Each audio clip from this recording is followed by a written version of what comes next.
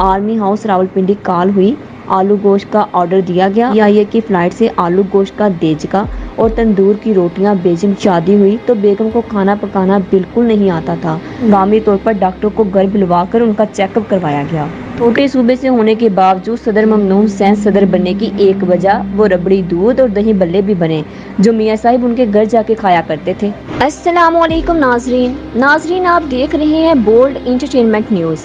नाजरीन, आज हम आपके लिए बहुत ही ज़्यादा इंफॉर्मेटिव और फनी वीडियो लेके हाजिर हुए हैं। इस वीडियो में हम आपको बताएंगे कि पाकिस्तान के जो साबका वज़ीर आज़म गुजरे हैं उनको खाने में क्या क्या पसंद था। एक खट्टी मीठी और मज़ेदार रिपोर्ट। अयूब खान पैदा हुए तो उनका दायां कान छेदकर 1 इंच लंबी बाली डाली गई। सुर्खो सफ़ेद गोल मटोल और रुई की तरह नरम मुलायम जिल्द वाले अयूब खान को बचपन में पापलस कहकर बुलाया जाता। स्कूल के ज़माने से ही बहुत सुरीली बांसुरी बजाने और बरतानी रॉयल मिलिट्री कॉलेज सेंट हॉरेस्ट के म्यूज़िकल ग्रुप के अहम रुकन अयूब खान को पास आउट होते वक्त बेहतरीन बांसुरी बजाने पर चांदी की बांसुरी दी गई। उर्दू गाने गुनगुनाने और कभी कभार बालों को कलर करने वाले अयूब खान सुबह उठते ही हजारी बेड टी लेते। नाश्ते में फलों का रस, मकई की आधी रोटी और दही होता। कभी कभार उनका नाश्ता सिर्फ फलों पर ही मुश्तमिल होता। वो अपने शिकार किए हुए जानवर या परिंदे का गोश्त भी शौक से खाते। भारतीय फिल्मों की शौकीन जनरल ज़ियाउल हक का नाश्ता दूध के गिलास के साथ डबल रोटी का एक स्लाइस था। दोपहर को वो कभी सलाद और कभी फ्रूट खाते। जनरल ज़िया का डिनर अगर घर पर होता तो वो आलू गोश्त ज़रूर पकवाते। जनरल ज़िया एक मरतबा चीन के दौरे पर थे। 3 दिन चीनी खाने खा खा कर तंग आई बेगम शफीका ज़िया ने जब जनरल ज़िया को खूब सुनाई तो उसी वक्त आर्मी हाउस रावलपिंडी कॉल हुई।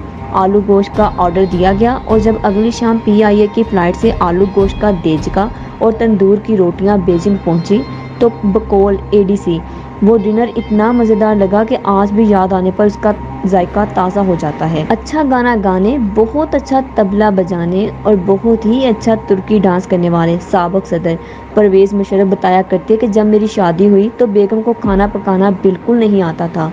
साहिबा जैसे तैसे आटा गूंथती और मैं बड़ी मुश्किल से रोटी पकाकर तवे पर डालता और फिर हम उस वक्त तक ये कच्ची पक्की रोटियां खाते रहे जब तक बावर्ची ना रख लिया। हर किस्म के खाना खा लेने वाले परवेज़ मुशर्रफ बारबेक्यू बहुत शौक से खाते थे।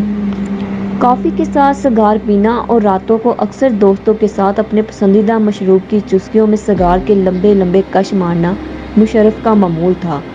उन्हें क्यूबा के फेडरल कास्त्रो सिगार भिजवाया करते थे और उन दोनों बड़े बड़े नाम ना सिर्फ फकरिया सुनाया और बताया करते कि सदर साहब ने हमें तोहफतन क्यूबन सिगार दिया है। यहाँ आज हम उनके साथ सिगार पी कर आए हैं। बल्कि सूरत हाल ये हो चुकी थी कि शेख रशीद तक पहुँचते पहुँचते ये सिगार तबरक का रूप इख्तियार कर चुके होते। बेनज़ीर भुट्टो को हैदराबाद दक्कन के खट्टे मीठे आलू टमाटर, इटालियन कारकनानी, मैक्सिकन खाने, कीमा और लाल लोबिया बहुत पसंद था। जलावतनी के दिनों में बेनज़ीर भुट्टो पाकिस्तानी बर्फी को बहुत मिस किया करती।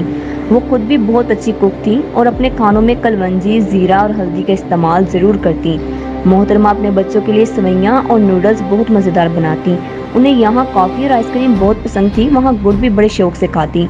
इस्लामाबाद में एक रात बीबी ने इतना गुड़ खा लिया कि उन्हें लगा कि उनका ब्लड प्रेशर हाई हो गया, जिस पर हंगामी तौर पर डॉक्टर को घर बुलवाकर उनका चेकअप करवाया गया। कश्मीरी पुत्र नवाज शरीफ की खुशखुराकी का ये आलम है कि अपने बच्चियों को साथ ले जाने के बावजूद वो सऊदी अरब में जलावतनी के दिनों में अक्सर पाकिस्तानी खानों से अपनी मरहूमी का तज़किरा किया करते। मियाँ साहिब नहारी, हलीम, सिरीपाए, मगज़, आलू गोश्त और तमाम रवायती कश्मीरी खाने बड़े शौक से खाते हैं। उन्हें दही बल्ले, रबड़ी दूध, खीर, हलवा जात और बर्फी भी बहुत पसंद है। पुराने लीगी और छोटे सूबे से होने के बावजूद सदर ममनून हुसैन सदर बनने की एक वजह वो रबड़ी दूध और दही बल्ले भी बने जो मियाँ साहिब उनके घर जाके खाया करते थे। 64 साल की उम्र में भी जवान इमरान खान देसी मुर्गी बहुत शौक से खाते हैं। वो एक अरसे से चीनी की बजाय शहद का इस्तेमाल कर रहे हैं। रोजाना वर्जिश करने वाले इमरान खान चप्पल कबाब, बारबेक्यू और मछली भी शौक से खाते हैं। अगर बैरूनी मुल्क में हो तो खासूसी तौर पर जापानी और थाई खाने खाते हैं। खानों की बात करते करते यहाँ खाने की ही 2 वाक़यात याद आ गए। واقعہ کچھ یوں ہے، زندگی کے آخری دن، زیارت کا مقام، کمزور صحت، بیماری اور اوپر سے تقریباً کھانا پینا چھوڑ چکے قائد اعظم کی نکاحت جب خطرناک حدوں کو چھونے لگی تو محترمہ فاطمہ جناح اور قائد کے ذاتی مالک ڈاکٹر الہی بخش نے ان کپورتھلا برادرز کو بلوانے کا فیصلہ کیا کہ قائد اعظم جن کے ہاتھوں کا بنا ہوا کھانا بہت شوق سے کھایا کرتے، لاہور چھوڑ کر فیصل آباد میں رہائش پذیر کپورتھلا برادرز ہنگامی طور پر زیارت پہنچے تو اس شام ہر کوئی خوش تھا کیونکہ ایک عرصہ بعد قائد اعظم نے پیٹ بھر کے کھانا کھایا۔ لیکن رات سونے سے پہلے جناح صاحب نے اپنے سیکرٹری فروخ امین کو بلوایا۔ آج میرا کھانا کس نے بنایا؟ قائد اعظم نے پوچھا۔ قائد اعظم نے پوچھا تو جواب ملا، فروخ امین نے پوری کہانی گوش گزار کر دی۔ یہ سب سن کر قائد اعظم کا چہرہ غصے سے سرخ ہو گیا۔ اسی وقت باورچیوں کے آنے جانے کا حساب ہوا، چیک کٹا اور رقم سرکاری خزانے میں جمع کروانے کو کہا گیا۔ پھر 2 دن کی تنخواہ اور کرایہ دینے کے بعد کپورتھلا برادرز کو رخصتی کا حکم دیا گیا۔ محمد علی جناح بولے، یہ حکومت یا ریاست کا کام نہیں کہ وہ گورنر جنرل کو اس کی پسند کا کھانا سرکاری خرچ سے فراہم کرے۔ دوستوں، زیارت سے واشنگٹن تک اور قائد اعظم سے قائد عوام تک، چند سالوں میں ہم کہاں سے کہاں کیسے پہنچے، اور دوسروں کے حصے کا کھا کر بھی آدھا ملک ڈکا جانے کے بعد بھی اب تک ہماری بھوک کیوں نہیں مٹ رہی؟ ایک بار سوچیے گا ضرور۔ اصل چیز کھانا نہیں بلکہ اس کے لیے کیے جانے والا خرچہ ہے۔ ایک مثال کے طور پر، بے نظیر بھٹو کے دوسرے دور حکومت میں جب پاکستان میں میک ڈونلڈ نہیں آیا تھا، تب بی بی جی کے بچوں نے برگر کھانے کی ضد کی تو باقاعدہ PIA کا طیارہ امریکہ سے میک ڈونلڈ کے کھانے لینے گیا اور لے کر آیا بھی۔ اب یہ الگ بات ہے کہ وہ 10-15 گھنٹے باسی برگرز وغیرہ کس طرح سے تازہ رکھے گئے۔